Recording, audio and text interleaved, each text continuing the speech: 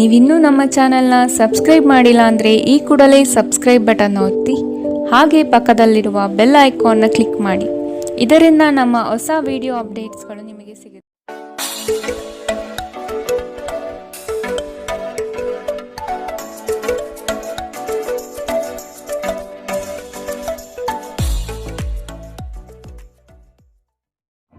ಮೊದಲನೇದಾಗಿ ಶಿಕ್ಷಣದ ಬಗ್ಗೆ ಮಾತನಾಡುವಂಥದ್ದಾದರೆ ವಿದ್ಯಾರ್ಥಿಗಳಿಗೆ ಈ ತಿಂಗಳು ಸ್ವಲ್ಪ ಕಷ್ಟಕರ ಸಮಯ ಅಂತಲೇ ಹೇಳ್ಬೋದು.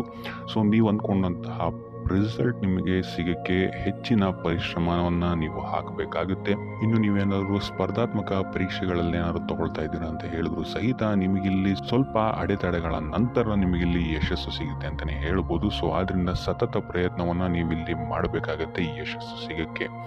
ಸೊ ಆದಷ್ಟು ಈ ತಿಂಗಳು ನಿಮ್ಮ ಸಾಮರ್ಥ್ಯದ ಮೇಲೆ ನೀವು ಹೆಚ್ಚು ಗಮನವನ್ನು ವಹಿಸುವಂಥದ್ದು ಉತ್ತಮವಾಗಿರುತ್ತೆ. ಇನ್ನೊಬ್ಬರನ್ನ ನಂಬಿ ಯಾವುದೇ ರೀತಿಯಾದಂತಹ ರಿಸ್ಕನ್ನು ತಗೊಳ್ಳೋಕ್ಕೆ ಹೋಗಬೇಡಿ.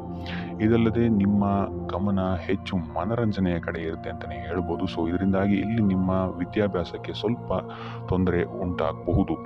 ಇನ್ನು ತಾಂತ್ರಿಕ ವರ್ಗ ಅಥವಾ ಇಂಜಿನಿಯರಿಂಗ್ ಓದ್ತಾ ಇರುವಂತಹ ವಿದ್ಯಾರ್ಥಿಗಳಿಗೆ ಈ ತಿಂಗಳು ಸ್ವಲ್ಪ ಉತ್ತಮವಾಗಿದೆ ಅಂತಲೇ ಹೇಳ್ಬೋದು. ಸೊ ಟೋಟಲ್ ಆಗಿ ನೋಡುವಂಥದ್ದಾದರೆ ಈ ತಿಂಗಳು ವಿದ್ಯಾರ್ಥಿಗಳಿಗೆ ಅಷ್ಟಾಗಿ ಉತ್ತಮವಾಗಿಲ್ಲ ಅಂತಲೇ ಹೇಳ್ಬೋದು.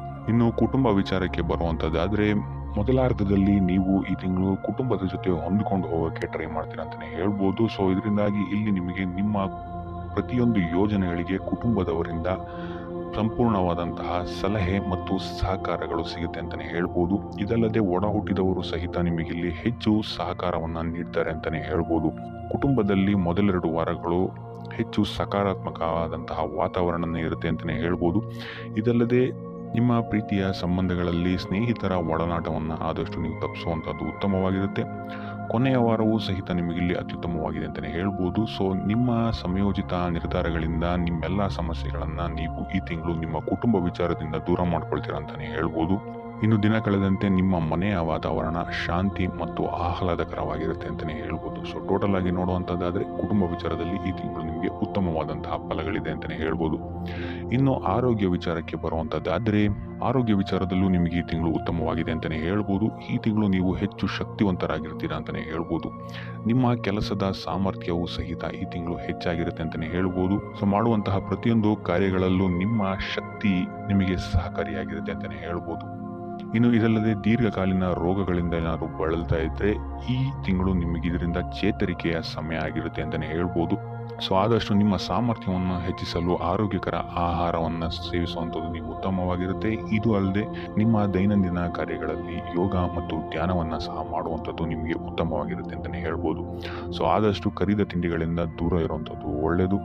ದೈಹಿಕವಾಗಿ ಮತ್ತು ಮಾನಸಿಕವಾಗಿ ಈ ತಿಂಗಳು ನೀವು ಹೆಚ್ಚು ಸ್ಥಿರತೆಯನ್ನು ಕಾಣ್ತೀರಾ ಅಂತಲೇ ಹೇಳ್ಬೋದು.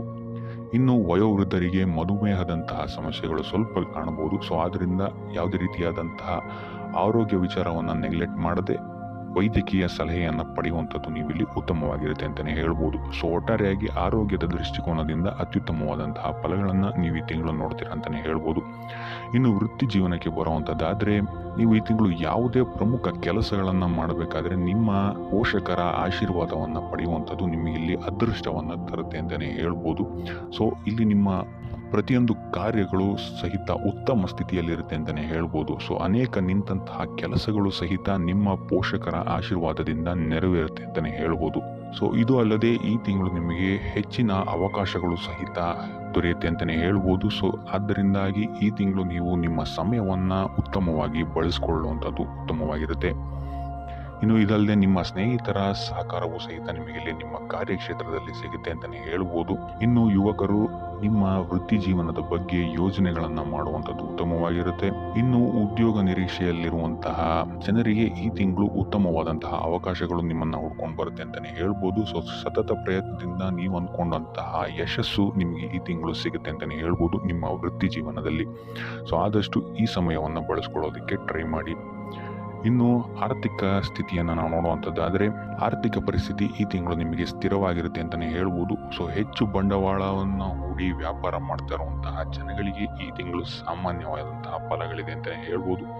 ಇನ್ನು ನೀವೇನಾದರೂ ಆಮದು ಅಥವಾ ರಫ್ತು ಏನಾದ್ರು ಮಾಡ್ತಾ ಇದ್ದೀರಾ ಅಂತ ಹೇಳಿದ್ರೆ ಈ ತಿಂಗಳು ನಿಮಗೆ ಉತ್ತಮವಾದಂತಹ ಲಾಭಗಳು ಸಹಿತ ಸಿಗುತ್ತೆ ಅಂತಲೇ ಹೇಳ್ಬೋದು. ಸೊ ಆದಷ್ಟು ಖರ್ಚುಗಳನ್ನು ನೀವು ಈ ತಿಂಗಳು ಪರಿಶೀಲಿಸಬೇಕಾಗುತ್ತೆ. ಯಾವುದಕ್ಕೋಸ್ಕರ ಖರ್ಚಾಗ್ತಾ ಇದೆ ಅಂತ. ವ್ಯರ್ಥ ಖರ್ಚುಗಳು ಸ್ವಲ್ಪ ಜಾಸ್ತಿ ಆಗ್ಬೋದು ಈ ತಿಂಗಳು. ಇದಲ್ಲದೆ ನಿಮ್ಮ ಆದಾಯದ ಮೂಲವೂ ಸಹಿತ ಈ ತಿಂಗಳು ಹೆಚ್ಚಾಗುತ್ತೆ ಅಂತಲೇ ಹೇಳ್ಬೋದು. ಆದರೆ ಮಕ್ಕಳ ವಿದ್ಯಾಭ್ಯಾಸದ ವಿಚಾರವಾಗಿ ಈ ತಿಂಗಳು ನೀವು ಸ್ವಲ್ಪ ಖರ್ಚು ಮಾಡಬೇಕಾಗಬಹುದು, ಅಥವಾ ನಿಮ್ಮ ಮನೆಯ ಬದಲಾವಣೆ ಅಥವಾ ಕುಟುಂಬದವರ ಆರೋಗ್ಯದ ಮೇಲೆಯೂ ಸ್ವಲ್ಪ ಹೆಚ್ಚು ಖರ್ಚು ಮಾಡಬೇಕಾದಂತಹ ಪರಿಸ್ಥಿತಿಗಳು ಬರ್ಬೋದು ಅಂತಲೇ ಹೇಳ್ಬೋದು. ಸೊ ಆದ್ದರಿಂದ ಹಣಕಾಸಿನ ವಿಚಾರದಲ್ಲಿ ಈ ತಿಂಗಳು ಸ್ವಲ್ಪ ನಿಮ್ಮ ಖರ್ಚಿನ ಮೇಲೆ ನಿಗಾ ಇಡುವಂಥದ್ದು ಉತ್ತಮವಾಗಿರುತ್ತೆ ಅಂತಲೇ ಹೇಳ್ಬೋದು. ಇನ್ನು ಉಪಾಯದ ವಿಚಾರಕ್ಕೆ ಬರುವಂಥದ್ದಾದರೆ ಶಿವ ಮತ್ತು ಗೌರಿಯ ಪೂಜೆಯನ್ನು ಮಾಡುವಂಥದ್ದು ಮತ್ತು ಬಡವರಿಗೆ ದಾನವನ್ನು ಮಾಡುವಂಥದ್ದು ಸಹಿತ ನಿಮಗಿಲ್ಲಿ ನಿಮ್ಮ ಆರ್ಥಿಕ ಸ್ಥಿತಿಯಲ್ಲಿ ಬರ್ತಾ ಇರುವಂತಹ ತೊಂದರೆಗಳು ಮತ್ತು ವಿದ್ಯಾರ್ಥಿಗಳಿಗೆ ಇರುವಂತಹ ತೊಂದರೆಗಳಿಂದ ದೂರ ಆಗುತ್ತೆ ಅಂತಲೇ ಹೇಳ್ಬೋದು. ಸೊ ಇದಾಗಿತ್ತು ಈ ತಿಂಗಳ ನಿಮ್ಮ ರಾಶಿ ಭವಿಷ್ಯ.